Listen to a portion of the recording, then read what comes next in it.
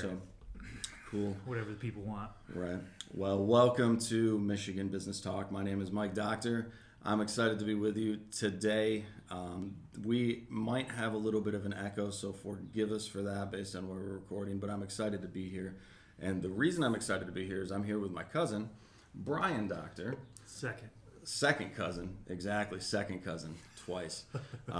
And he has a cool story that I'm excited to hear, and I'm excited for you guys to hear about how he built this company and how they've developed the culture that they have developed. And we're going to talk a little bit about the importance of that and how that's helped your business grow. And so I'm excited to hear that. But Brian, introduce yourself, man. Tell us a little bit about you. Tell us a little bit about your background, where you came from, why you wanted to get into the creative space, what the goal was there. Because I think a lot of people, they right now content is king, and everybody likes to be able to create that content and want to put that content out. But there's value in doing it the right way. So talk a little bit about your story, about your process, and where your passion came from, man. Yeah. Well, where it came from, I think being a creative entrepreneur must run in my blood, because with a last name like yours, I think we just got it. Right. No, but always been like competitive, motivated, self-starter type guy, but not necessarily always wanting to like be the only dude on my team that does it. Sure. And so I think my story started, I actually have a degree in kinesiology. Kinesiology, human movement. Sports movement. science. Yeah, because obviously you were 2-3 sport varsity athlete.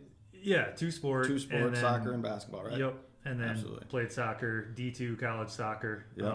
And at Cornerstone University. Cornerstone University. Yeah. And I am a Davenport grad, so even though we're related, we still can have that competition. Not a fan of your soccer team, but, bygones be bygones. Exactly. Graduated a while ago. Gotta let it go, man. It's over Gotta now. let it go. It's over. So, graduated out of college, kinesiology degree, was working for Orthopedic Associates of Grand Rapids, doing training the Griffins and the Rampage and being a kind of high-level personal trainer for guys trying to make it to the NFL and stuff like that. So always loved moving, loved science, loved kind of human study type stuff, physiology. What I did with my body always connected with my mind. So I was always on the go and needed to do that in order to kind of be mentally healthy. So that's kind of how I got there. And so I'm doing that, and suddenly realized at one point it was like, hey, what I'm capable of producing in terms of a life, in terms of revenue and income, seems to be kind of limited to how many hours we're in a day. And all of a sudden it clicked. Interesting how that hey, works, huh? Hey, wait a sec. That's not how you kind of reach certain goals you have. And so, being that kind of motivated self-starter, I'm like, all right, well, how do I go about like changing that? How do I produce more revenue and do things in a way that are not dependent on how many hours are in a day? I'm training these people. I have a father-in-law who's been a great mentor of mine. He's a business owner, owns an IT company. And he goes, hey, your trick is to take everything you learned about how to work with people, how to be creative, how to be a teammate, how to be motivated and driven, everything you learn through sports, and apply that to the business world. It's amazing how similar it all is, right? Oh, yeah. And that's one of the things I think I love about sports, and why I think it's so important is there's so many just general life skills that people get out of working with a team, understanding your role, knowing what you're good at, what you're not good at. Now, have you coached any sports yet? I saw you liked on that Insta post that I posted about coaching my daughter's basketball team. Have you coached anything yet with your family or anything along those lines? Yeah. I got 3 kids, 9, 7, and 4. And for the oldest, I did some basketball coaching. Yeah. This last year, coached football for the first time. Gnarly experience. Isn't it? And it's so crazy how, going through and being a player, you know, you don't necessarily realize, I think, a lot of the things that your coaches are telling you when you're a player, and you don't know from a perspective of like, hey, why are you telling me this? Why are you saying this? Why can't I take this shot? Why shouldn't I be doing this? Yeah. And when you're a coach, it's so blatantly obvious that if you don't have, you know, all of those things in line, if you don't have all of those roles met, that the team isn't going to be able to do it. And, you know, when you look at entrepreneurship and you look at leading a company, you have to take on the same mindset, I think. Yeah. Yeah. I mean, as a coach, everything is a metaphor, right? Like for me, it's like, hey, I'm asking you to do your job as the point guard. Yeah. Because if you want to be successful as a point guard, your team has to be successful. Yeah. And so, you know, as a coach, you're sitting there like, kid, I'm teaching you life skills. Like, pick it up here, right, you know? Right, like, please. Hey, linebacker, if you don't do your job, everybody loses. And that kid gets hurt because he got exposed to some risk that shouldn't have been there because you didn't do your job. Yeah. Type of stuff. So, yeah, it was like the process of coaching my son's football team was the biggest, like, life metaphor I've ever met, you know. And right. so as a business owner, as a coach, it's just like it all ties together. It really does. So it was really fun imparting those small life lessons. And I think I get too stuck with my son. Like, I'm getting emotional telling him how to play linebacker, and my wife's like, "Dude, what's up?" I'm like, "That's because it means so much more than just being a linebacker and teaching him about life as a 9-year-old." You know, exactly. And it's interesting because I think as parents sometimes we try to find ways to communicate with our kids that they're really truly going to understand and listen to what the hell we're saying. Yeah. Right. And it's hard to do. And I'm a new parent, right? So I didn't go through the 0 to 8 years old thing. Like, I'm blessed to be able to help raise my wife's kids, which is great. And I stepped into their life when they were 8, which is cool because I kind of miss the screaming phase, which isn't really my jam. The sleepless nights and stuff. Yeah. But now it's like, okay, you're getting to the point where you're going to have to start making these decisions, and you know, because you got a 9-year-old, right? Yeah. And you're going to have to start making choices and using your brain. And how do I teach you how to do that and communicate that to you in a way where you're actually going to freaking listen to me? Yeah. You know? Yeah. And we do get passionate about that stuff, I think, when we find that avenue. Yeah. You just reminded me of one of my favorite quotes. And this, man, talk about the mentality to grow a business or start a business or do whatever. Good judgment comes from experience, and most of that comes from bad judgment. That's very true. So, like, as a dad, as a business owner, you know, it's about risk. It sure is. Life and business in particular, people who are willing to put it on the line and risk losing it all, risk being a failure, and just like be vulnerable and put that all out there. Those are the people that ultimately become successful. And today's day and age of TED Talks and podcasts and stuff, it's like, oh, look at this dude, he's a millionaire. How'd you do it? How'd you run your business? How'd you crunch the numbers? What data did you get? And it's like, at the end of the day, that dude, he only learned those lessons because he screwed up. Exactly. Or that woman, you know, I mean, she's willing to like put her whole life on the table, and not that you have to take undue amounts of risk, but you got to be the type of person that there's multiple points in growing this company where it's like, are we in? Are we going to do this? Are we willing to take this risk, make this investment? Everything we've worked for, you know, business, there's no overnight success stories, man. There's like decades of work that suddenly overnight everyone else realizes how much you've worked and how the risk you've taken. It's so crazy how that happens too, because the only time that you actually get the dabs and the kudos is after you eat all the shit. And it's like, you know, in the midst of doing all that, nobody's looking at you. Instead, they're hating on it. Like, I told you shouldn't have done this. You should have stuck with kinesiology. You were working with professional athletes. What the heck did you leave for? Yeah. Right. So getting back to that story maybe a little bit, talk a little bit about that transition. Because I had a great conversation yesterday or a couple days ago with Phil Klein from PKIG in Detroit. And he was talking about how he left a multiple six-figure job to go into insurance and start his own insurance company. And it was a major transition for him and his family. And a lot of people honestly can't do that. And a lot of families, quite honestly, don't survive that. I was, and I'm very open about this and honest about this, but I'm divorced. I was married before, and my ex-wife and I, she's happy now. She's a wonderful person. She's remarried. She lives on the west side of the country. This is good. I didn't know this whole story. Yeah, exactly. And she, she's much more comfortable not living an entrepreneurial life. Mm-hmm. And me being a person who's not comfortable living in four walls of a box, mm-hmm. that creates conflict. And it created a lot of conflict. And at the end of the day, it just didn't make sense for us to continue on because neither of us could be who God created us to be, right? And that's just not fair to either person.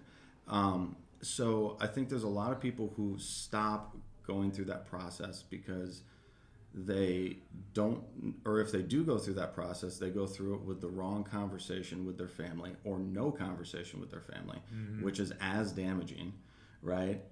So when you made this change, were you married? Were you with your wife?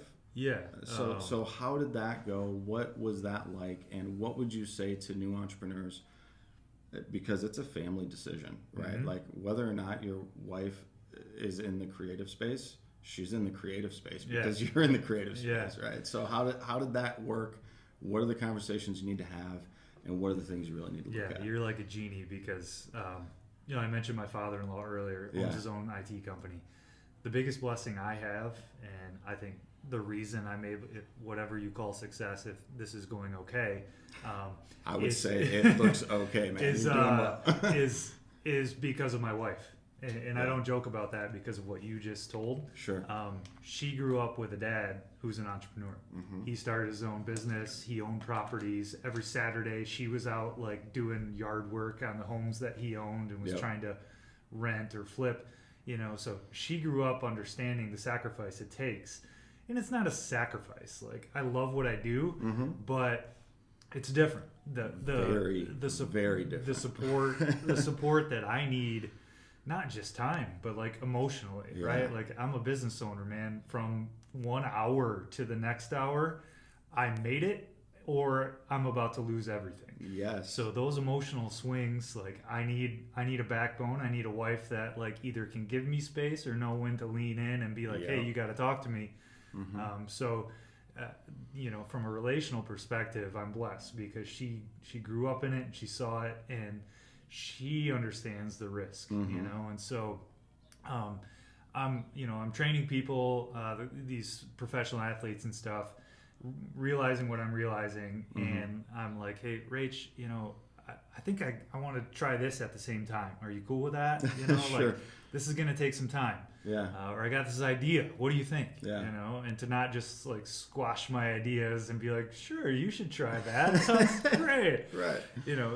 That's her. She's about that. Yeah. And so. And what does she do? She's full-time mom. Oh, that's awesome. But at the time, what did she do? At the time, she's a dental assistant. Okay. So she got a job with one of my clients. Okay. There you go.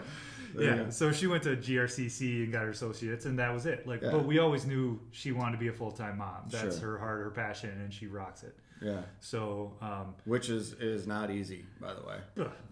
I'm happy to show up to the office every Monday morning.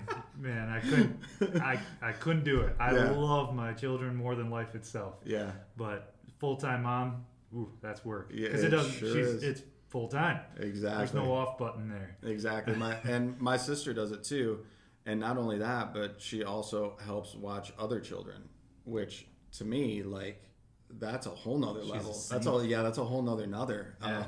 And I can't even comprehend what those days are like. Yeah.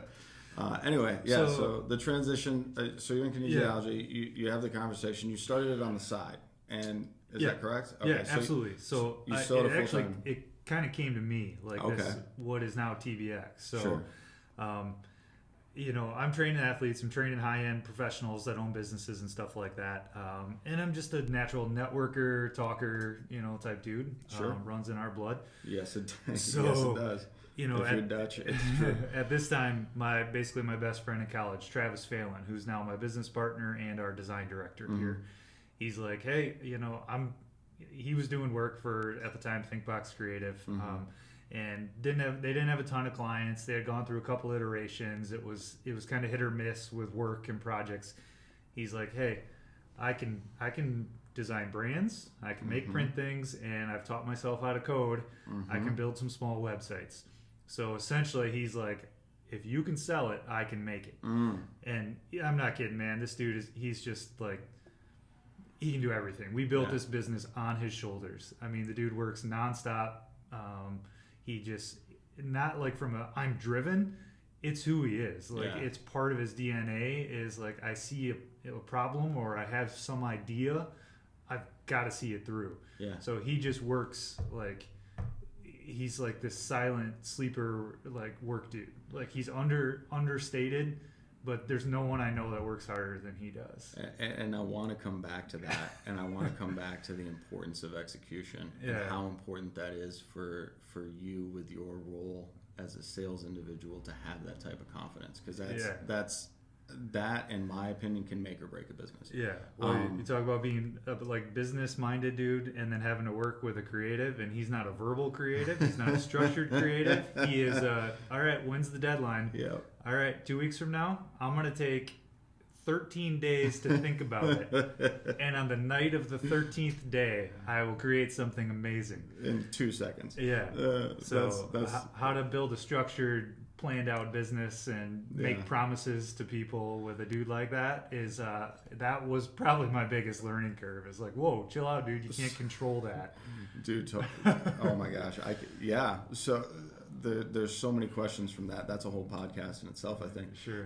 But so the opportunity came to you, and this company was already running to a certain extent, correct? Yeah, like it had a website, it had a brand, but it pretty much didn't have clients anymore. It didn't have clients, and so your job wanting to get into this space, and I think a lot of people who want to get into the space, they'll sort of start the same way, where they'll partner and try to promote, right? And so that's a very common I think, but a lot of people don't do it well. So talk about that process of just getting into that, because sales and kinesiology are two different things. Okay. So how did that go right away? Yeah. Like, I mean, obviously, you know, having the gift of gab is one thing, but closing sales and signing clients is different, and you know,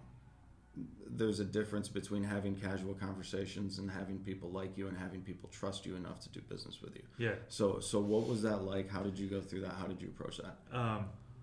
They are extremely different, but they're not. Yeah. I think the most important thing in sales for me is empathy and authenticity. So I was training someone. I got to understand the personal factors that make them who they are, what motivates them, what their needs are, what their goals are. So from an empathy perspective, I got to get to know that person. Sure. Authenticity, I can't sell them something that I don't believe in myself.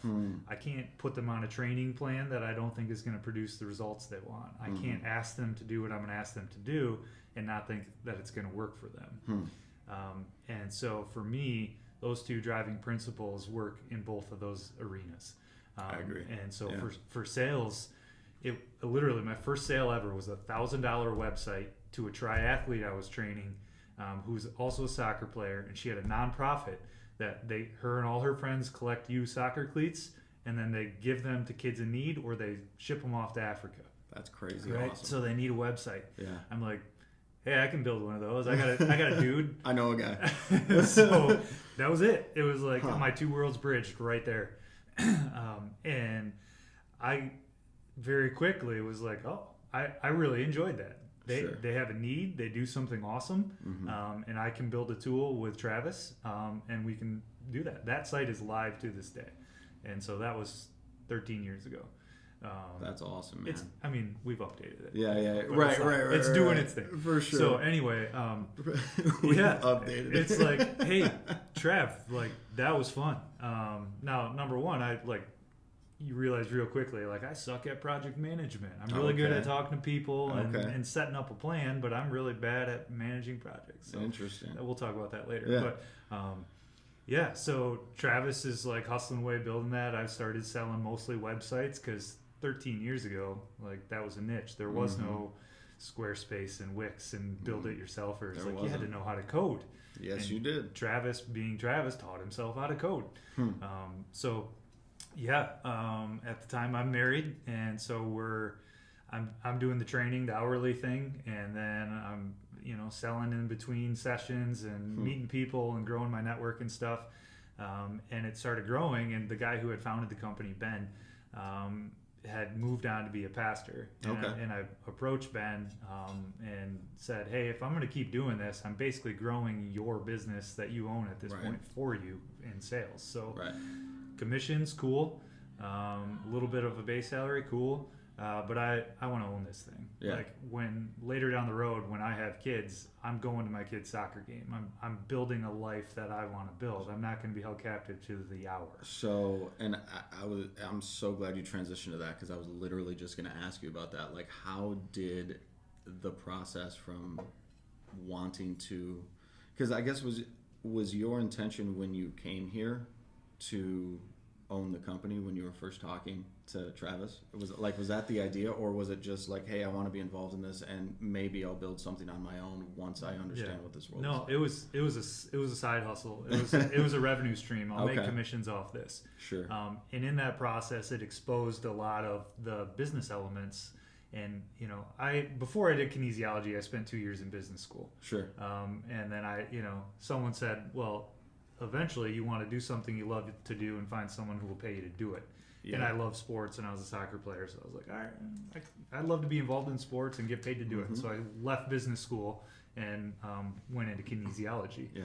So all of a sudden, I'm selling for, at the time, ThinkBox, and like starting to see the ins and outs of this business. And what are our profit margins, and what are you paying me commission on? Base salary based on what? Like, so Ben starts opening the hood up, and I started understanding the business, and I'm like, all right, like, if I'm going to grow this thing and build it for you, I need to own some of this. And so how did that conversation go, and was he receptive to that? Okay. Great. Well, obviously it went great, right? We're having this conversation 13 years later. And it's your company, or partly your company, but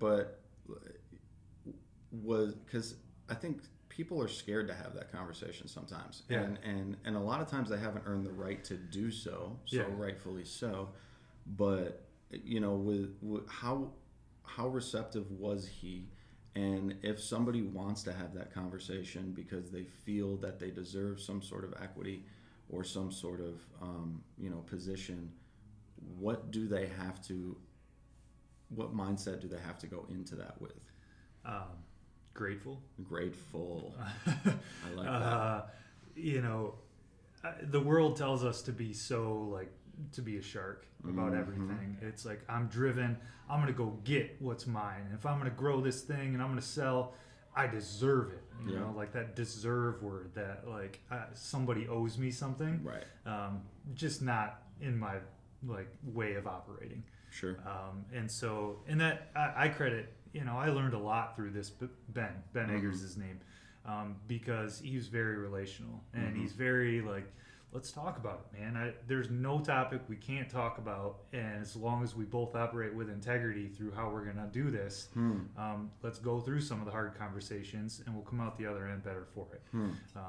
And so, he's smart too. He saw the writing on the wall. Like, here he's got this little entity. He just left to be a pastor.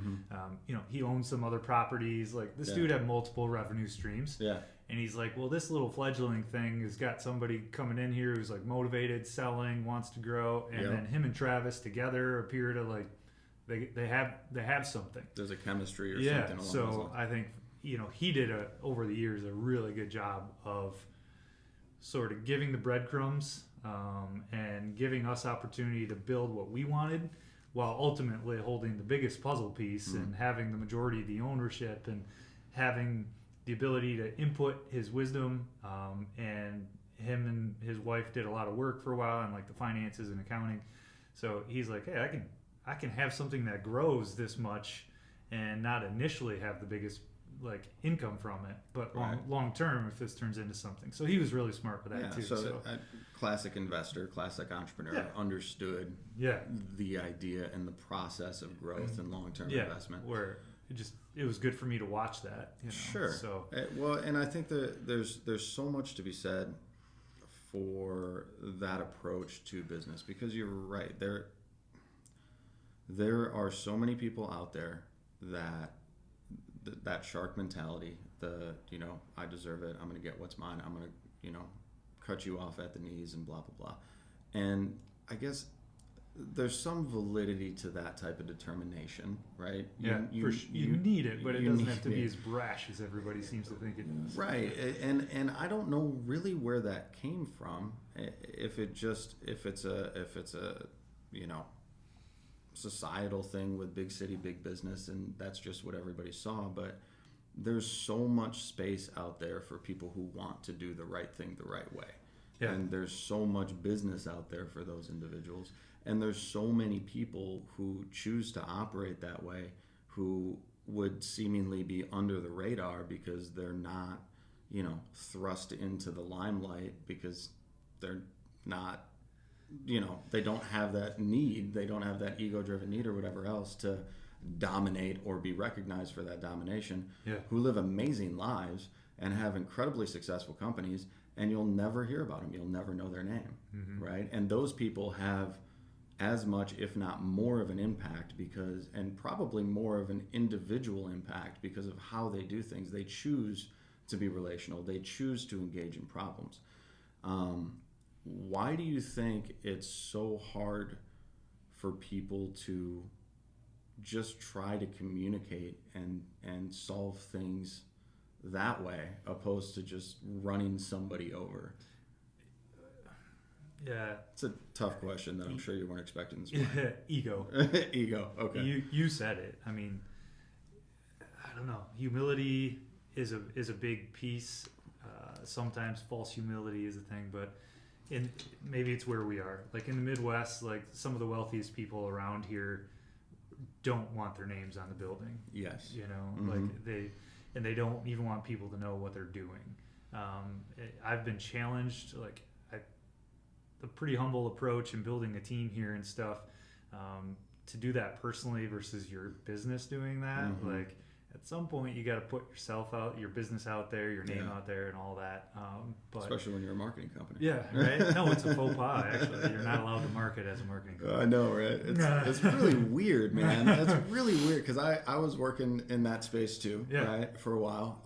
And it was interesting how you almost feel like, you have to have it, but you have to have it at some sort of distant, arrogant, this is working subconsciously and you don't even know it type of thing. You know what I mean? Especially like brand and marketing, you have to be so good they come to you. Exactly. Like everybody's. Yeah, you can't. We want to work pimp for yourself you. out, for lack of a better term, or whatever else. Yeah. You can't do that. Even if and it's funny how that's. There's a place to ask, right? There's a place to ask for the business, and you have a right to ask for the business, and you have a right to want to spread your information, especially when you're in sales and you're looking to grow something. It's interesting. It's interesting from a big corporate perspective how you don't want to do that, but like you said, when you're passionate about something and you believe in something, it comes so naturally. Yeah. Right. And when you have those natural, authentic conversations, you end up building those clients that 13 years later you're still working with, and you still have.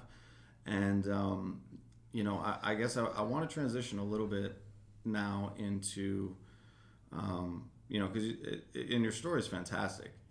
Starting as a side hustle and ultimately, again, coming through and now having ownership in the company.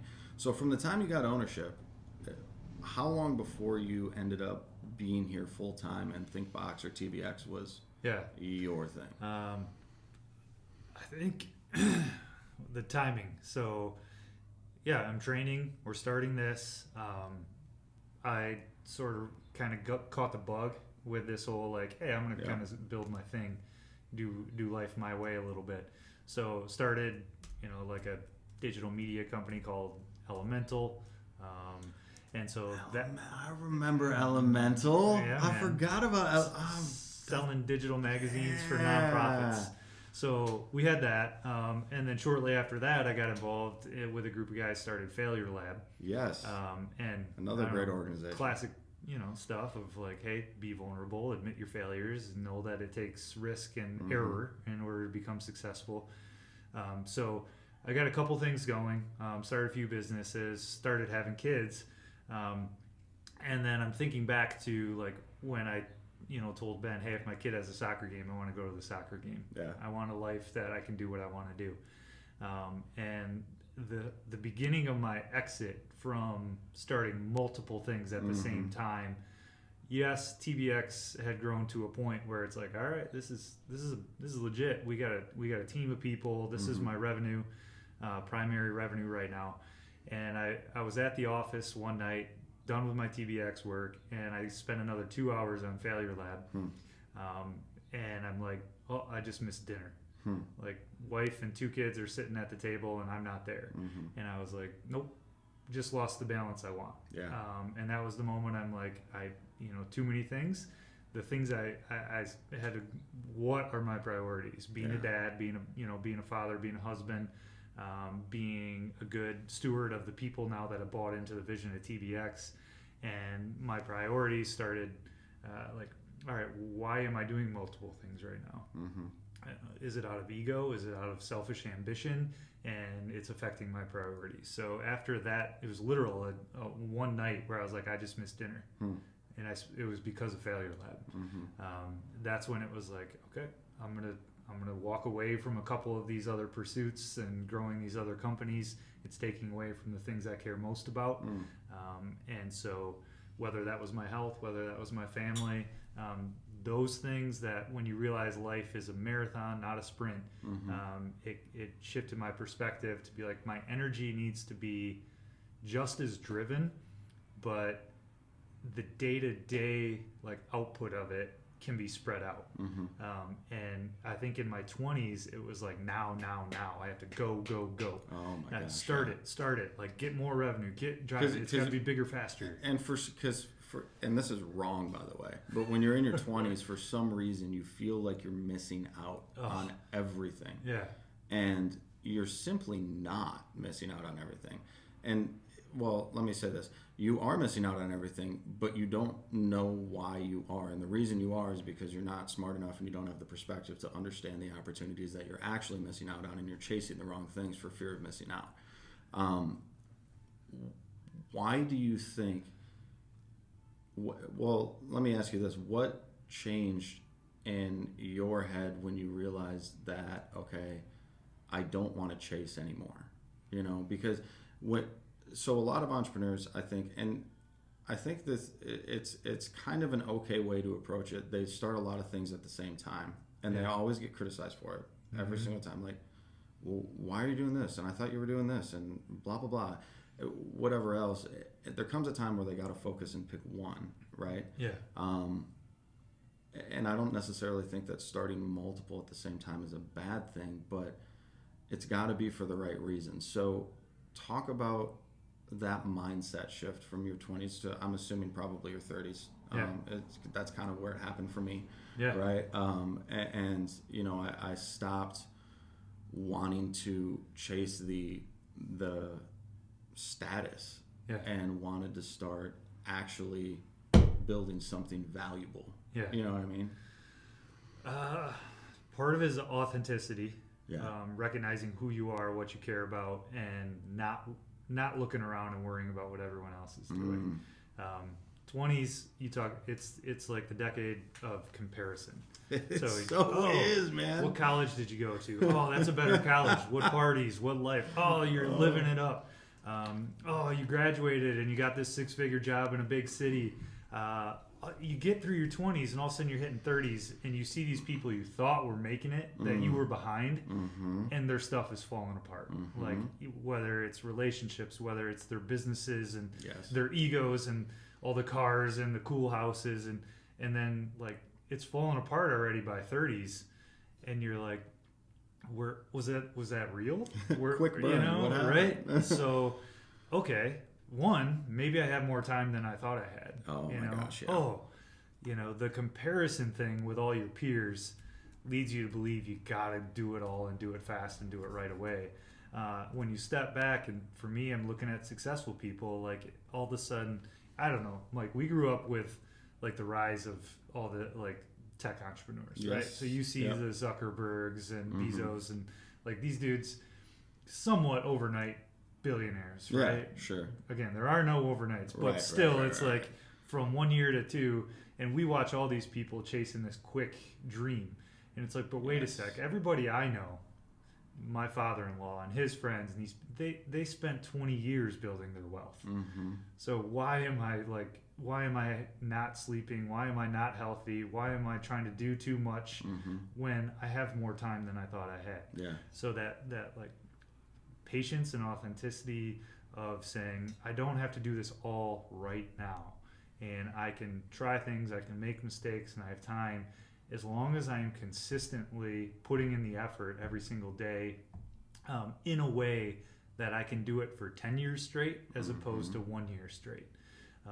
That was the shift for me, where it's like, hey, I can set these things down, I can grow this to a certain percentage, and then I can do that in a healthy way Yeah. for the business and for myself. And then there'll be more opportunities that I can figure out the right balance to add them in 5 years from now. Yeah. So, Well, so that's I think it's just maturity, man. Isn't it? It's perspective. It's what you said. It's seeing things that you thought were valuable fall apart. yeah. Right. And we're blessed because I think of how we were raised and where we were raised and the belief system that we were raised with, to have a point of reference that we can fall back on. Mm-hmm. Right. And I think the older you get and the more responsibility you have, the more you start searching for something to be that constant. Yeah. Right. And something to be that thing that you can look back on, because when you're responsible for everything and when you're trying to make everything happen, you get terrified. You get scared that everything can potentially fall apart, like you said, from day to day. It's an emotional roller coaster. Yeah. Right. Everything's going well, or everything can completely fall apart. And when you're in those valleys, it can get very scary and very destructive if you don't have a point of reference that you can look back on. Yeah. Right. And that you can build from. So that's awesome. It's so cool that we've been talking for about 40 minutes now, and we haven't even touched on the topic that I came here to talk to you about. Yeah. And that's usually how these things go. Cool with So me. this one might be split up into two parts too. But there's so many good things that come out of these conversations, and this is exactly why I wanted to start this podcast, is because every time I sit down and talk with my friends, or family or whatever else, acquaintances, I always say to myself, we should have recorded that. Why didn't we record that? Yeah. Why didn't that go out? There's so many cool things. And, one of the things you just mentioned too was how much time you actually have to do something, to build something. And I look at my father, who I hope I can get him on this podcast someday. I don't know. He was good at what he does. He is good at what he does, and he built houses for 25 years before he started his business. He didn't start his business until I was 12, 13, 14 years old. He was in his 40s. Yeah. Right? And so it's like, it's never, I think he was 44 when he first started into the world of entrepreneurship. Mm-hmm. And now, again, 22 years later, he's one of the best in his field, in his industry, and one of the most respected. And for him, it was always the long game. Like he looks at the ways that people make money now, and some of the things that people do in the overnight, and he doesn't understand it because of how he chose to go to business and what he chose to build and how he chose to build it. And that perspective is what I think keeps the money and keeps the legacy. Mm-hmm. Right? Anybody can make money real quick. Anybody can get lucky. Anybody can all of a sudden buy Bitcoin right before the bull run, right? Here you go, right? Talking about the Bitcoin. Exactly. Don't follow Mike on Twitter. Yeah, follow me on Twitter. I'll tell you to follow. Wait, what's your Twitter handle? Yeah, right. No, there's anybody can get lucky in that stuff, but keeping the money after you actually get it, having the long game in mind, and making the right decisions. That's where true success, I think, comes in. At least in the business world, it's not about the revenue. It's not about that one sale, that one big client. It's about consistently building and growing. So one of the things I really wanted to talk to you about was the culture you guys have here, because I saw a post and it didn't blow my mind because I knew it's the culture you guys had, but I don't know if it was on LinkedIn or Facebook, but you were congratulating somebody who was leaving the company and taking a new job, and you put it out there that you guys are so excited when this happens and when you get to play a role in somebody's growth and somebody going from one level to the next level. Yeah. And not every company or every business owner does that, would do that, would feel that way. And I think that speaks to your culture. So talk a little bit about building the culture here, what the culture at TBX is like, why you chose to have it the way it is. I mean, creatives are their own animal, right? Like you mentioned before. Yeah. And so they need obviously a different environment in which to operate so they can be successful. But talk about that process and talk about what that's like and why you feel that corporate culture is so important. Yeah. Part of it by design, part of it by just who we are. So like I said, I started this with basically my best friend in college. So him and I, we could work however we wanted to work. We could get our tasks done when and how we wanted to do them. We could work from where we wanted to work. So that was important to both of us, that flexibility. And again, we were hustling and grinding, so we had multiple things. It's like, I trust you. I trust you to do what you have to do when you have to do it. And that trust is what this whole thing is built on. Amen to that. So as we grew and we get more people involved, we're a 15-person agency right now. So we got 15 full-time employees and 5 of us at different levels of pretty much the same level of ownership. Sure. So the trust is like, I care about you as a person. I trust you as a person. I know you're going to do what needs to get done. And so that started, I mentioned a while ago, I suck at project management. So we got big enough and I'm like, hey, I really suck at this and it's adversely affecting us. We need somebody who can help us, who's good at that kind of thing, an ops guy. Well, I played soccer with a guy named Bruce in college, and he reached out to me once. He's like, what are you guys doing over there? All right, well, he was working, doing something else. And I'm like, well, you got free time, right? Or you want to do this part-time with us? I need someone to help organize our processes. Sure. He's like, yeah. And if that can ever get me what you've been doing and building, I want in. So we started with, and then our current creative director, he's one of my brother-in-law's best friend. And he taught himself how to design. He was working at Gordon Foods. And he's like, throw me some projects. If you guys ever get some stuff you need help with, I'd love to design some stuff. So again, personal relationship. So we basically built this thing off our relationships, our personal relationships. So that trust just existed within how we did it. Have you ever had anybody who didn't fit the culture or took advantage of the culture or was just because I think so everybody who's not in a culture like this wants a culture like this. Yeah. I think until they potentially get here and realize that, well, now there's going to be a light on you. If you don't get this done, if you don't do what you're supposed to do in the time you're supposed to do it. Have you ever had a situation where somebody didn't live up to what you've created? Yep. Okay. So I'm not going to obviously have you call that out, but talk about the difference between somebody who can thrive in a culture like this and what it takes to thrive in a culture like this. Because quite honestly, there are people who need to be micromanaged. Nobody likes to be a micromanager, and when people are micromanaged, they bitch about it. Yeah. But some people just aren't productive if they don't have a boot in their ass. Yeah. So we say results over rules. There you go. So are you getting the results? Are you doing your work? We have different ways to know the answer to that question internally. Right. But you know if you're doing your job or not. And we know if you're doing your job or not. And yeah, we had someone who actually came in and worked into the partnership level. Like he owned part of this and we bought him out. Not just for us. There were things happening for him that it was the right call too. But it got to that point where it was like, this isn't working. Yeah. You know, who there's nothing wrong with him. He's amazing at what he does. Yeah.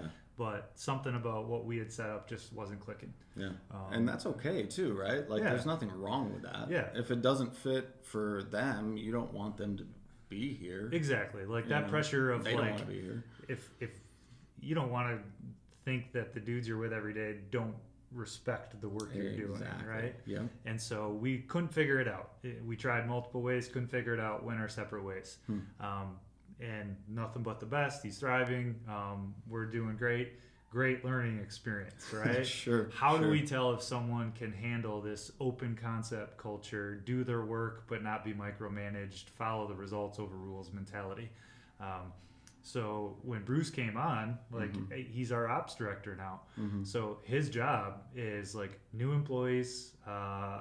He's the guy who says this person fits our culture or not. Sure. Someone super rigid who needs, to log a timesheet to know whether they're doing their job. Like Right. he can obviously vet that. Yeah. So yeah, I mean, he's the one who figures out if a person can handle our culture or not. But So do you guys do like personality tests in your hiring or do anything like that? Or is it just, obviously you can sort of tell feel with somebody, it's all feel. Yeah. Like, so our process, we don't often have like, hey, here's the technical skill we need. It's we do like, oh, you're a designer, these tools. All right, where are you at in the process? What kind of person are you? What do you need? So again, a pretty organic hiring process where it's like, all right, either we have this job post or we know we're going to have something coming. Who's in our network? Who do we have to talk to? And Bruce is having coffee with the person. It's casual. And then it's like, hey, I think this person might work. Bring them in and let's have them meet all the partners and stuff like that. So he's become an expert at understanding what type of person fits our culture and what doesn't. So you have a very interesting ecosystem here. Yeah. And I want to go back to the importance of execution, okay? Because you early on in the conversation, you hinted at it that, your designer, he, was it Travis? Yeah. Is that what, okay, so Travis, you got a 16-day timeline, and he spends 15 and a half days thinking about it, and then a half day creating it right before the timeline.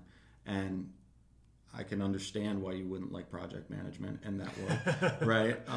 But that's also part of what you created here. Like that has to exist in order to have the ecosystem that you guys set up and wanted to create. But that trust and everything else is so important with that. But talk about the importance of execution and how, I guess, what should a company focus on if they're ramping up their sales?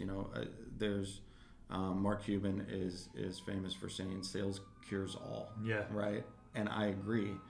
But I've been a victim and I've sold things that didn't have the execution behind it, and that sale did not cure anything. Yeah. And so talk a little bit about that and what you would say to individuals who, they feel that if they just ramp up the revenue, everything's going to be fixed. Yeah. Short-term thinking is what happens there. And no one's saying that Mark Cuban is a short-term thinker, by the way. I just want to make that very clear. I'm a fan. Okay? Yeah. So Mark, big fan. He'll obviously recognize that you could sell all day, but if 6 months later the product you sold is a piece of garbage, that's going to be a short-term ability to sell. And so, a lot of years where I'm selling stuff and Travis is just like, I'll figure it out. I'll work all night and I'll get it done. That's why I say we built it on his shoulders, because he could just take it. So he was the machine, essentially. Dude is a machine. So, but that only gets you so far. And, at some point I'm sitting there watching my friend work multiple late nights, like, whoa, wait a sec, I'm crushing this dude. Yeah. That's not okay. Yeah. He's producing killer work, but he's not going to be able to, stay alive for 10 years. But then, as we expand, I get someone like our creative director, Nate Messelink, who says, like, our execution and process of creating it can be better. We can organize that better. And this is Bruce too. Bruce and Nate were really the catalysts. They came around about 5 years ago. And Bruce with his operations mind, Nate with his creative mind, who is still like, he's a process guy, but he's a creative guy. And him and Travis work so well together. So Nate says, like, hey, I'm going to be the one to give the presentation. Travis, I need that a day earlier so that you and I can bounce it and all that. So the process of like having something to execute as a sales guy is like, okay, here's a website. It's okay. I sold it for 10 grand. Nate comes on board, Bruce comes on board and say, hey, let's think a little bit more. Let's put a better process in place, create a better product. That same product I sold for 10 can now be sold for 15, and the client is stoked on it. And it's the best $15,000 website you've ever seen. Now as a sales guy, it's like, oh, well, I don't just have to feed the pipeline, because our product becomes so good that it starts feeding the pipeline. Yes. So like everything. So your execution is ultimately what it was built on. Right. So you got to have a good product, Yeah. and in order to do that, you got to have a good process. And so talk about scaling that, because you hinted on it a little bit. You brought other people in who specialized in different things and thought about things differently than you and Travis did. Yeah. So talk about what it takes to scale execution, because that's, I think, another challenge with any business is how to scale appropriately. And I can't remember who wrote the book, but there's a fantastic book out there called Scaling Up, and it talks about why some businesses are able to take it from here to here, and other businesses just plateau, or people get frustrated and quit. Yeah. Right. Technicians versus entrepreneurs. So a lot of businesses are built, let's say in the tech world, he's the programmer. Yes. So he sees something, she sees something, and she can build it. Yep. So all of a sudden she is in charge of building it, selling it, finding investment, and marketing it. And so this brilliant mind that she created some piece of software now has to do all of these things that aren't natural to her, and it'll kill you. So she can't sleep, she can't scale, she can't do any of this stuff. And so I think that's the difference is for me, I didn't come in here being the technician. Sure. I came in with a business mind and on the sales side saying, I got to do more than how many hours are in a day. Yeah. So I'm never attaching myself to the skill of what we're producing or the time it takes to produce it. So certainly not crediting myself, but a mindset that said, all right, if I'm going to sell more, if we're going to grow, then I need to offload what I'm not good at and focus on what I am good at. Sure. And so I was sucked at project management. I get a project manager. I'm freed up to focus on growing the business and selling more. Okay, so Bruce is great at that, and he's good at relationships. So he started selling because he's just a people person. So he could focus on our processes, and he could sell. What's Travis good at? Travis loves just hammering design. I mean, the dude is a workhorse, like I've said 10 times, but he's not he can't articulate it. He's just a creative. It just comes out of him. Yeah. Why did you do what you do? I don't know. I just knew it was the right thing. What the frick?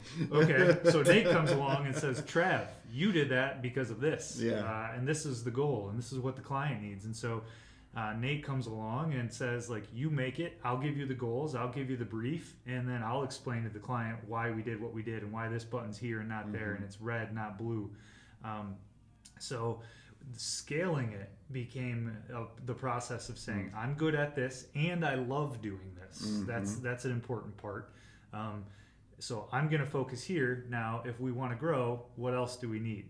You need X, Y, Z. Okay, so that was my mindset from day one, is scaling. Now, we got to a point now where it's like, okay, if literally last week in our partners meeting, scaling, what does that mean now? Yeah. 15 people. Well, scaling would mean Travis has to be a manager. He's not a designer. Mm-hmm. Well, he doesn't want to be a manager. He wants to design, and he's good at it. Yeah. So do all of us at the leadership table want to scale? Do we like being operational? Do we like day-to-day tasks, or do we like big picture thinking, and this is just one piece of our pie, you know? So now as a group, we have to figure out those kind of conversations. And that's an interesting thought process, that those types of problems, because people want to build the empire, right? And they get really excited when they watch, you know, the TV shows and the whole deal, and they see people at the top. And, you know, you've hit on it multiple times. There's choices and decisions that you've made throughout the course of your career that had to do with things that to you were more important than what everybody else's version of making it to the top might look like. Yeah, right. Well said. So what I guess the point I'm trying to make, and I'll let you make it a little bit too, but there's space in this world, in the business world, in the world we live in, for everybody to find their lane and do what they do well. Yeah. Do you agree? 100%. Okay. So what do you think is important for individuals? Because one of the things that I talk about when I teach is how ludicrous it is that we ask 17-year-olds to make a decision for the rest of their life when they have no idea who the heck they are and what they really want to do. And, you know, and I'm sure you watching your kids grow up, and I see it too. You know, our son he's not the athlete, right? Our daughter is. Mm-hmm. He is going to be a rocket scientist or something like that, right? But chess club isn't sexy, right? It's not something that everybody gets excited about or talks about or whatever else. And so, you know, what would you say, like, if you know, say your son's going to watch this, or your son's going to listen to this, or whatever else, what would you want to say to him or anybody as they're going through those formidable years of trying to decide what their lane is or figure out what their lane is? Yeah. Oof. There's a loaded question. Super stupid way to answer that is you do you. Yeah. And what I hate seeing is... Isn't it crazy how much truth there is in cliches? Yeah. Like, people are chasing a vision that they think other people have of them. Oh, that's smart right there. So it's like, I've said it too many times, authenticity, man. Like, can you actually ask the hard questions of yourself to know what you care about, what you're passionate about, and you, not like society's vision of what you're supposed to be. As a teenager, that's impossible, right? You got nothing but media and ads and friends and social media telling you what to be and who to be. But the process of growing up, I think, is becoming authentic. Mm-hmm. It's realizing life is about relationships. It's yours with yourself. It's yours with other people. It's yours with your creator. And when you know where you stand on those, you know who you are. Mm-hmm. And yeah, man, the process of like overcooking it is when you're chasing something that's not true to who you are. Mm-hmm. So, you know, yeah, my son's an athlete too, but what I hope for him is that he can be honest enough with himself to say, like, I don't know, maybe I've kind of been pressured into being an athlete, and I actually love chess. Sure. You know, like, and it, I don't know. For some reason, I'm remembering this conversation that Trey Parker and Matt Stone, the creators of South Park, had, and it was after the Columbine shooting. And two insanely brilliant people, by the way. If you haven't given them the time of day because you don't like their cartoons, you're short. Dude, these guys are, they're geniuses, and they just got it. I think it was Trey was saying, he's like, I just wish I could go to that high school kid and be like, what you think is so important right now in high school doesn't matter at all. The things that are stressing you out, the things that, you know, you think you have to be, like, these poor kids lost it all because someone got bullied, you know? And it's like, man, you can't be a high schooler and somehow like think that long term, because life is happening right there and it's all important and it all matters. But if those kids could realize, like, what they were going through was so temporary. And the moment you finish high school, and the moment you finish college, the moment you fail big once, starting a company, life goes on. It sure does. Like, and you can be you. You don't have to worry about what anyone else says you are. Like, if you just lean into who you are, what's the point is, like, to get through life happy and healthy, and if you got faith, to be holy. Like, and so, man, I almost can't even remember your original question, but it's like all that stuff answered, bro. Like, yeah, it's just there's so much to talk about it, and that's why I wanted your perspective on it, because people struggle with that, and people struggle with it. You know, there's a reason there's midlife crises or crises. I don't know what the appropriate English is. Crises, probably. Yeah. But there's a reason there's midlife crises, and it's because people don't know who they are, and once they start to really truly figure it out, they realize how long they've been going down the wrong path. Yeah. And they freak out about it, and they try to start over, and they try to, you know, make up for lost time or whatever else it is, and it can become so dang destructive to anybody's ecosystem. And the sooner people figure that out, and it's almost I think it's almost worse now because of, like you talked about, we grew up in the days of quick money, right? Yeah. So everybody now is trying to figure out how to be an Insta star, right? And we had, you know, MTV and all those things, and we all wanted to be rock stars and the whole deal. But now it's the Insta star, the TikTok star, the YouTube star, or whatever else it is. Be an influencer. You got to be an influencer. How are you going to be an influencer when A, you don't know who you are, and all you're doing is just repeating societal nonsense, and B, you've never influenced anything of substance ever before in your life, right? So there's a lot of fake Gary V's out there. Oh, so many, man, so many, and again, he's brilliant, and he.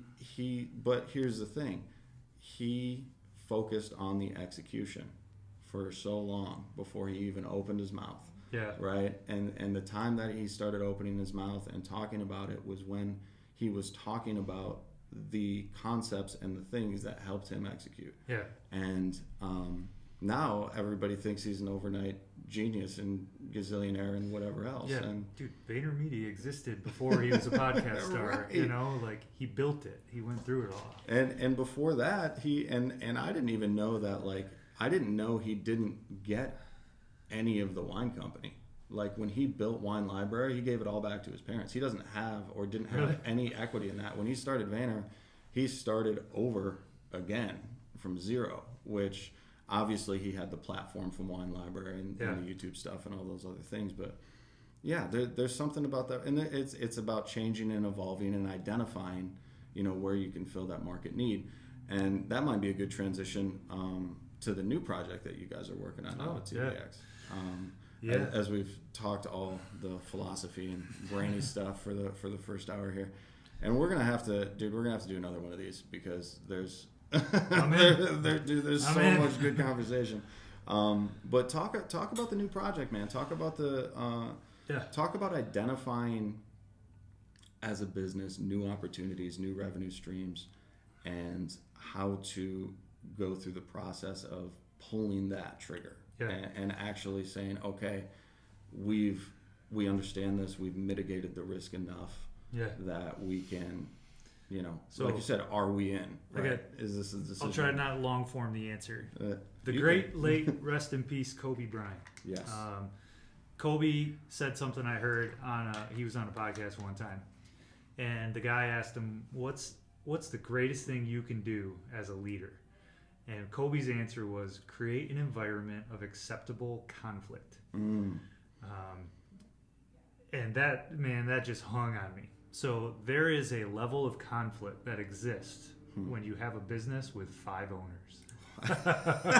There's a tension. I cannot imagine. There is a tension that exists, right? At least you have a tiebreaker. Yeah, right. Still. That's why. Super majority rules. per the operating agreement right. that the lawyer drafted very intentionally. Which is an entirely different podcast too about the importance of that. Get your stuff taken care of, folks. It matters. It sure does. So tension, and I mentioned that because there is an extreme amount of tension between myself and our creative director Nathan. Mm-hmm. Nathan and I are very different people. Mm-hmm. We often have the exact same goals, but we achieve them in very different ways. Sure. So I say that because I would take more risk, and I would take more risk with less planning. Because I'm comfortable. Typical entrepreneur. I'm comfortable learning through experience. Sure. Nathan has he's less prone to that amount of risk. His tolerance is lower. Yeah, lower risk tolerance. So he wants to plan. He wants to think through, and he wants to do the best he can at avoiding any of those pitfalls. So that shows up, right? Sure. That risk tolerance shows up when you own a business together. So we're trying to grow TBX. TBX is a high-end brand, right? We're going after big companies, big projects, big dollars, and the brand has to be perceived a certain way. So, and Nathan is our creative director. That's his baby. Like for 5 years, he's built that. When we changed from ThinkBox to TBX, that's his brainchild. So the brand's perception is growing. It's going one way, and it's achieving those goals. And I'm sitting here as the risk taker sales guy who's like, hey, I got a local buddy who started a business. It's a small business, and he's only got this much budget, but let's do it. Come on, this is money in the bank. Let's go. And at some point, it's like, listen, that doesn't make financial sense for TBX. Let alone, like, we can't build a product that will be at the level that the TBX brand needs to be at for those dollars. So we're starting to have budget discrepancy, and we're starting to have brand discrepancy. And so, which are very real things in every single business, by the way. Yeah, authenticity. You got to know who you are. Yes, you got to know do. who your brand is. So I have less care for that brand than he does, and I care just as much about the financials, and I want to throw as many dollars in as I can as a sales guy. So we got to the end of 2018, and without like totally throwing numbers, Bruce and I are selling, realizing we probably turned down 30 to 40 $10,000 or less projects in a year. All of a sudden, that starts looking like real money. When one off, you're like, all right, we can get by without that. Well, that's real money in a year. Absolutely. So nickels add up. Man. Yeah. So it's like, all right, what are we doing? Like, we have all the people in house that are smart enough that can do those projects and good enough. We have the wherewithal to create something that could serve those people. But we don't want to serve them through TBX at the expense of where we're taking that brand. So it's not rocket science again, but that was the process of like, all right, what do we do? So it goes, I think it speaks to the concept of keeping your overall vision in mind with also solving the short-term problems. Yeah. And that's, I mean, honestly, I think that's what the greats do. Great entrepreneurs and great leaders, they're able to do that. Yeah. And you can't do that without the healthy conflict. Yeah. And a lot of times. And I guess talk about a little bit, how, because at the end of the day, and this is a concept that's rang true in the majority of the conversations I've had, but a business exists for the profit and loss statement. The brand is personal, but business is dollars and cents. It's revenue, it's expenses, it's profit. It exists to profit, right? Unless you're a nonprofit, in which case you exist to do other things. So and that's not greedy, by the way. No. That's every capitalism. I'm a fan. Sure. Because every good thing I want to do with my own personal finances, my time, and my life, I can do if I have a profitable business. Exactly. And I can pay my employees what I want to pay them, what I think they deserve and their worth, and all of that.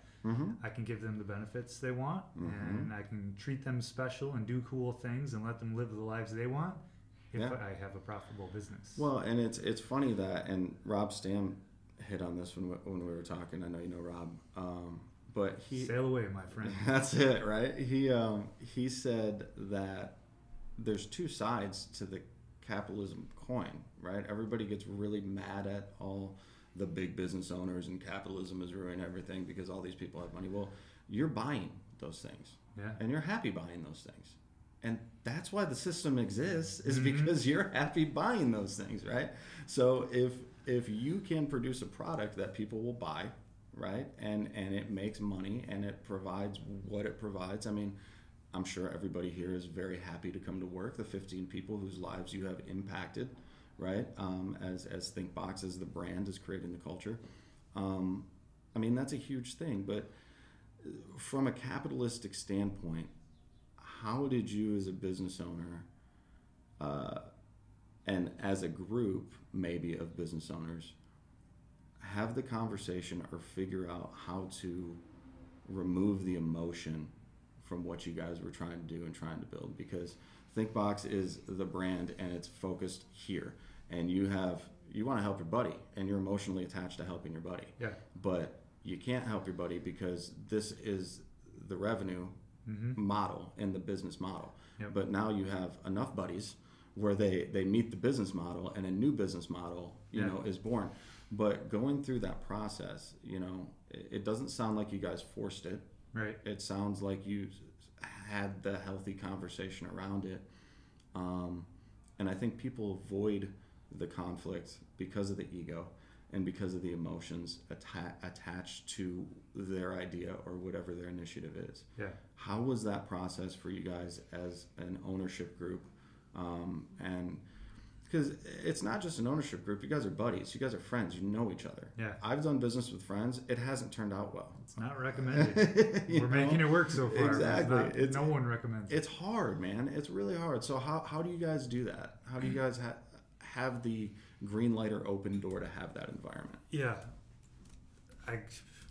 Full circling here, you know, going back, Travis and I being good friends and recognizing that we're in this for the same reason. Yeah, we want to live life. We want to generate profit. We want to bring in income and increase that over the years of the business.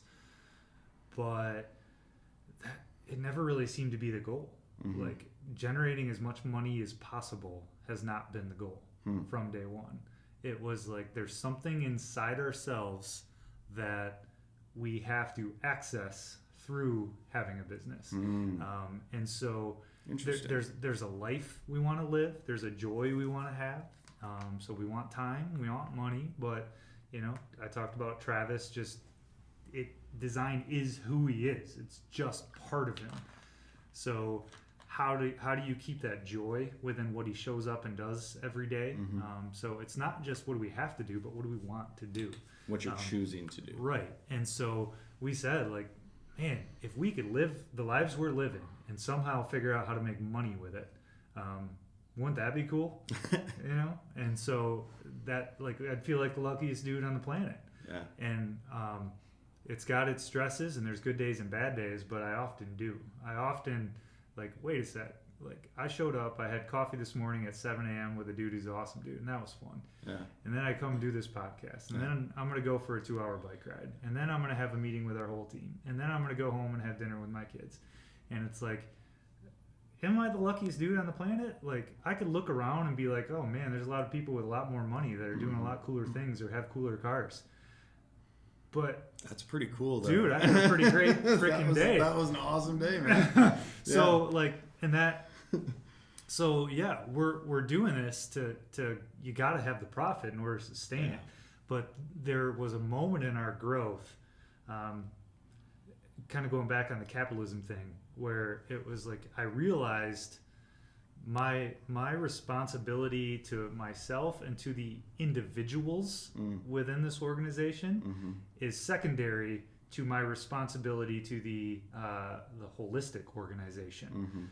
So my job now as a leader and an owner is to ensure the health of the entire structure, not each individual member. Yeah. And that's not to say that they aren't the reason I'm doing it, but if all I'm thinking about are the individuals, then this isn't going to be healthy or profitable. So I can take care of them the way I want to take care of them if I'm taking care of the organization that takes care of them. So that was some kind of weird shift for us, where it's like, listen, we love the people that work for us. We want to give them everything we want to give them. but they won't have a job if our number one priority isn't taking care of this business in general. And that means making it profitable. And that means making hard decisions. And they're not going to understand why we do some things we do. It's interesting to have employees that have left us that come back after now they're in leadership positions. And then they're like, I got it. I didn't like it at the time, but now I get it. Leadership is a hard position to be in. Oh yeah. And it's like with a lot of things, experience will teach you. It does. So. And like you said, the contrast will teach you too, right? Yeah. Experiencing, and it's the same with coaches, right? When you have a great coach and then you have a bad coach, and you feel, there's a lot to be said for that, man. That's a good family lesson too there, work on, for parenting. And I've heard people teach this before and talk about this before. Like, you can't be great parents if your marriage isn't being focused on. Yeah. Right. And you can't have a good family atmosphere if you're not focusing on the core household or the core thing. Yeah. And your kids might not understand why you're making the decisions you're making or why you're having the discussions you're having or whatever else it is, but it's part of that process, and it's part of working on that and focusing on that. And again, it goes back to just the concept of the bigger picture, keeping the bigger picture in mind while also focusing on the small things. Which is a hard skill. It's very difficult. It's painful. Yeah, and you jump in and out as a business owner. That's right. It's like you got to go into the small minutia and details or the individual needs and challenges, and you got to operate up at a level too. Yes, you do. As partners, we have OTB meetings and ITB meetings. Okay. And so every other week, it's like ITB in the business, OTB on the business. Nice. Because there's operational things, but then there's big picture things, and they're very different. That's a cool concept. Yeah. That's a cool leadership concept, and hopefully people catch up on that, on the business and in the business, and focusing, because time is needed for both of those. Oh yeah, 100% for both of those. So the new project, the new initiative, builtbylava.com. Builtbylava.com. Yeah. Awesome. So talk to me about what that is. Yeah. So taking all the skills, most of the processes that makes TBX great at building websites on custom WordPress platforms, and scaling that right down to Squarespace. Nice. Okay. And so it's small, affordable websites for local businesses, startups, entrepreneurs, this type stuff. And they're built on Squarespace. The size of the site dictates some things, and then some options as add-ons, but it's custom Squarespace. So we brought a guy in who's got chops. He can take an existing Squarespace template and make it look 100% unique. That's how we take what we do at TBX and scale it down. And then we're building sites on Squarespace on a basically like subscription-based model. So there's a small onboarding fee, and then there's an ongoing monthly fee. And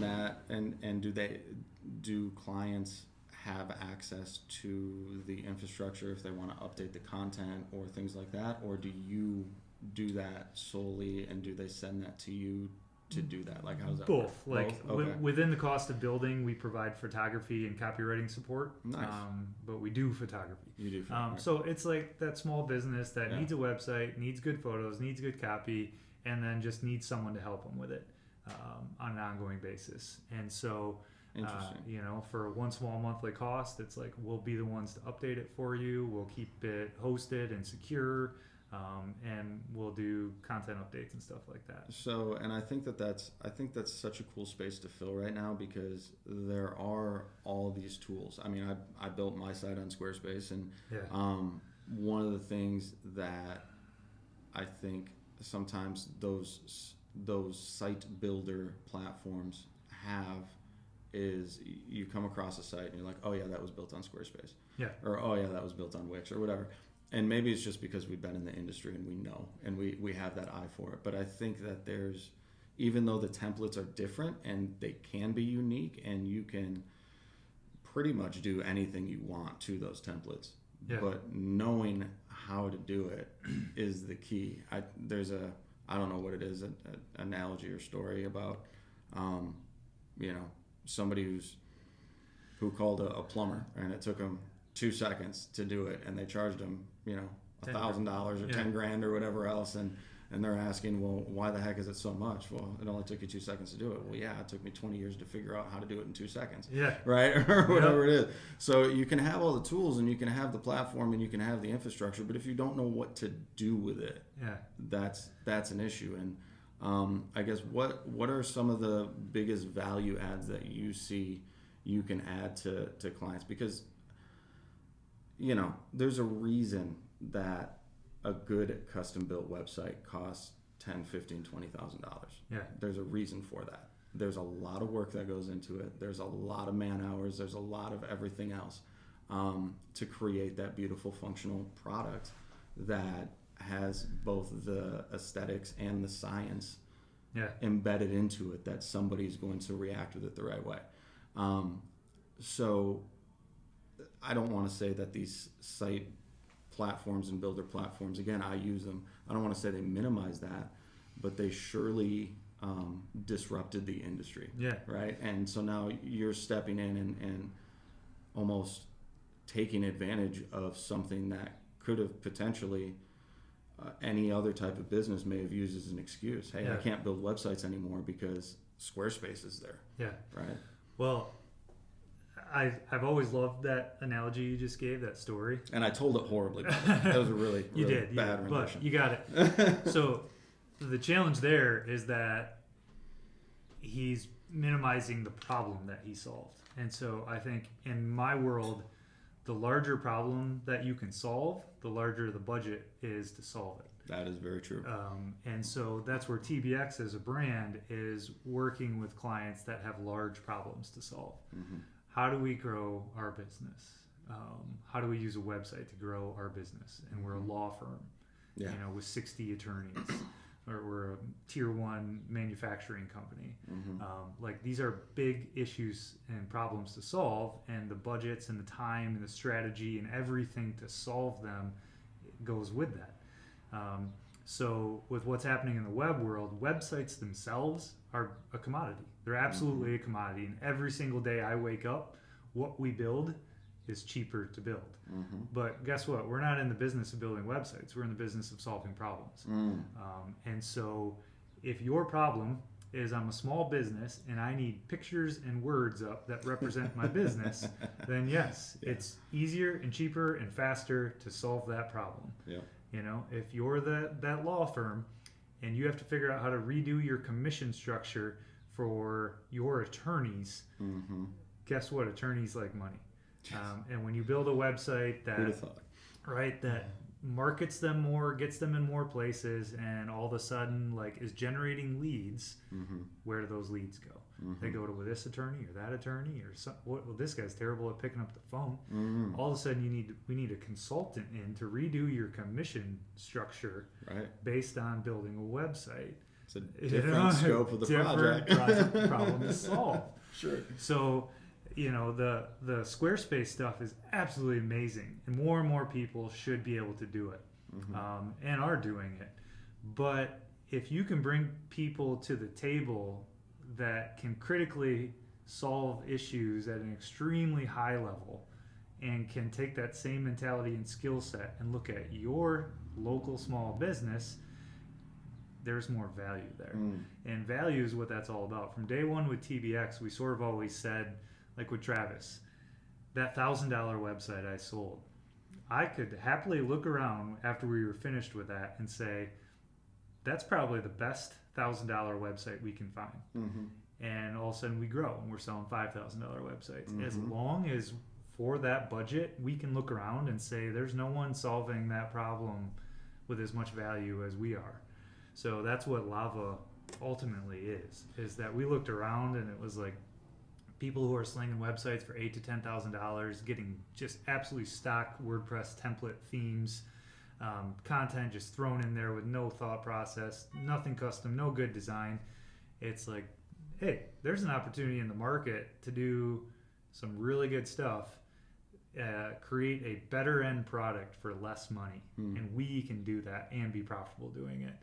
And by the way, it's a DBA of TBX, so ultimately it supports the same entity, and reoccurring revenue is really nice as a business. Everybody likes so, it. It's really, really good. So for 2 years now, that's been a nice little kick. Is we're building something that supports again what we're trying to do for everybody. Yeah. So when I want to give my employees raises because they work their tail off and they're awesome at their job, I now have a secondary revenue source within the same entity that allows me to do that. Multiple revenue streams are so important. Yeah. So important. Yeah. By the way, we failed big at one. Did you? Yeah. Okay. Tell me about it. Digital marketing. Digital marketing. Digital marketing is a brutal field with tons of competitors that everybody says they can do. And I can manage your social and your keywords and your Google ads. We grew that and we were generating a bunch of revenue, but we hated it.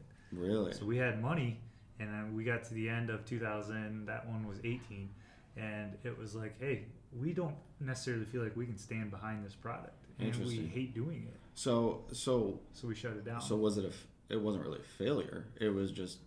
Well, it was a failure of forcing a revenue stream that none of us enjoyed doing. I got you. So we could hack it together, and we're smart enough and have good tech people and can run the stuff, but it sucked the joy out of everybody that was involved with it. So did you guys chase that one?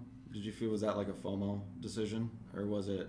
I probably pushed that too hard. Well, and I'm not trying to call you out. That wasn't the point of it. But, call me out. I love reoccurring revenue, and sure. I always have. Yeah. And there is a lot of money to be made in digital marketing. I believe you. Unfortunately, it wasn't for us. It's like in the web world, you have your design side, creatives, and you have your IT side, data. Yeah. And that I pushed our company too far into the data side, and that wasn't appropriate. And now you guys obviously probably have relationships that you can outsource that to if you have to. So we'll build a site, and we got Symposia Labs downstairs. We got some partners that, it's like, right in the same office. Yeah, there you go. Very moved convenient. right into our building. Right. Shout out to Tim. We can provide it to our clients, but we don't have to build the structure internally because it's not us. Interesting. So we got to be true to us. And you do. And do you think you find that just through the test and measure aspect of it? Like, it's because, you guys could have loved that. Yeah. And you guys could have hated building small websites, right? Because obviously, there's tons of revenue in that new model, and that's a great model. But there's also, when people are choosing their headaches, there's a lot of smaller headaches that come along with $1,000 to $3,000, deals, opposed to, if you're going to deal with headaches and spend your time investing in something, it might as well be a $15,000 or $20,000 project opposed to a $1,000 to $3,000 project. Yeah. And we're not throwing gasoline on it. Sure. Because we just have a Courtney in here who's being more proactive with marketing it and all that. But we've had it for 2 years, and it's when those opportunities come, we have a solution because it's a long-term game. Yeah. So I'm going to still be owning this thing 10 years from now. 10 years of a couple clients throwing a few $100s a month at you. That adds up. Yes, it definitely does. Definitely does. It's like, cool, revenue, opportunity, chill out. Yeah. Like, I don't want it to upset the balance we have of how many headaches we have owning the business. So and there are literally, no matter who you are and what the business model is. You could throw gasoline on it and go crazy, and we'd all be running around with our heads cut off, and there'd be money coming in, but at what expense? Yeah. And so, it's a long-term play. It's a long-term play, and it's all long-term play. And I think that, really, at the end of the day, that's sort of the theme from the start of the conversation too. Everything that when you chose, the cool part is when you chose to start getting into the entrepreneurial world, you had a level of maturity, or at least a point of reference, where you could start making those right decisions that I know for a fact some people, it just takes them longer to go through that process. It takes them longer to figure it out. It takes them and not to say, again, there is no overnight success. been doing this for what, 13, 14 years now? Yeah. Whatever it is, that's, most people don't stick with it that long, Yeah. right? But you had the long game in mind, to begin with. And I guess if you were to give one parting thought on, I know, right? Because we do got to wrap it up at some point, and an hour and a half might as well be the time, the time frame to do that. And keep rambling so I can come up with my one thought. I know, right? But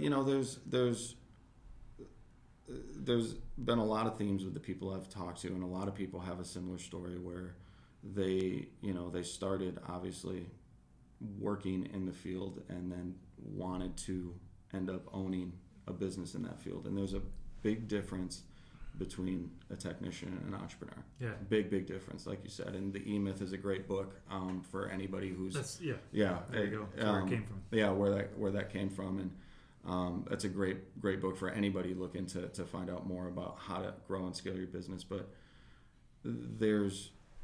running a business is incredibly hard, right?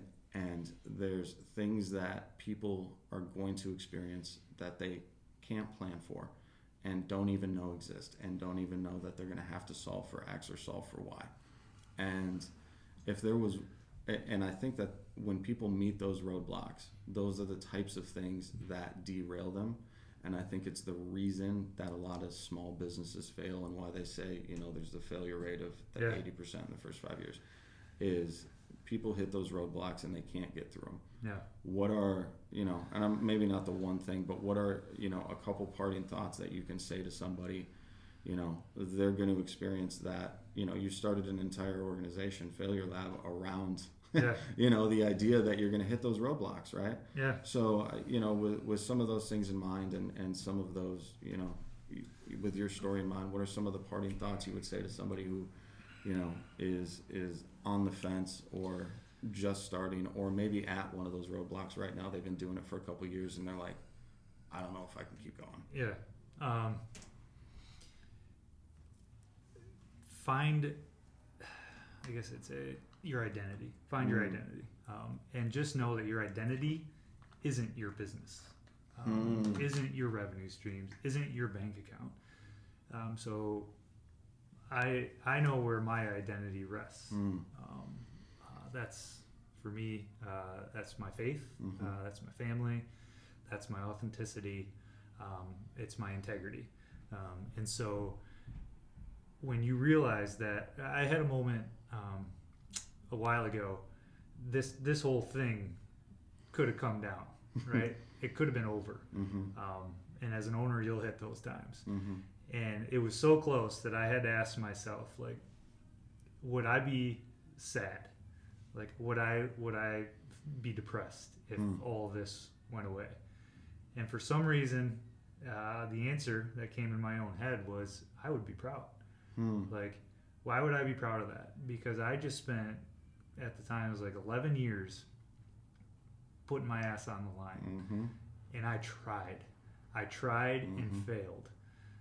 The success or not of that business is not my identity. And so I think that perspective is important, because if you're working your tail off trying to build something, trying to chase profits and money, you will hit a point where that you're gonna have to decide, like, can you let go of it, or can it not work and you can still be proud of who you are? So what you're building, what you're chasing, make sure you have your identity set before you do that, because you're more important as a person than the success or not of your business. And so that was fantastic. I don't know that. I know exactly what the stills for this podcast are going to look like. Geez. Those are the quotes right there, man. That was awesome, man. Thank you. For people who want to follow you or follow your companies, where do they connect with you? Where do they find you or the companies? Where do they go?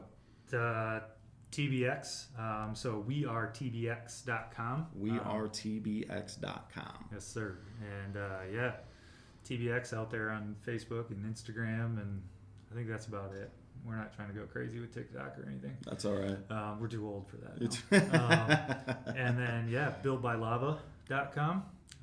So that's that. And same thing. Instagram, Facebook. That kind of crap. The majors, the pillars. The pillars. Right? Facebook for my mom and Instagram for my nephews. There you go. There you go. That's it. And TikTok for their friends. Younger friends. Or younger brothers. Cool. Well, thank you, Brian. This is Michigan Business Talk. My name is Mike Dokter. This is Brian Dokter, my awesome cousin, second cousin, twice. This was a great conversation, man. I want to do it again because I think that there's just so many things that we hit on and that's what happens every time I do one of these. So many things we hit on that we can't expand on because we have some sort of time frame that we got to abide by. I mean, this guy's got to take a bike ride here. But that's not today. Not today. Okay. But no, it's cool, man. The environment you've created here, what you've built over the last 13 years, man, you should be proud of that. And I think the lesson that you gave at the end was absolutely fantastic about, understanding who you are before you start out on the journey, because it will be easier to take failure as feedback then. And that's huge, man. But thank you for joining us. I know you got a ton out of it. You can listen, obviously, wherever podcasts are heard. iTunes, Google Play, SoundCloud, Spotify, Amazon Alexa. You guys know I say it every time. Like us, rate us, share us. Let us know what you want to hear. Let us know if you got a guest who you think can compete with that, because that was pretty cool. Thanks, man. I really appreciate it. Thank you for coming on. Thanks for having me, Mike. All right. Love it. We'll see you guys. That was fantastic.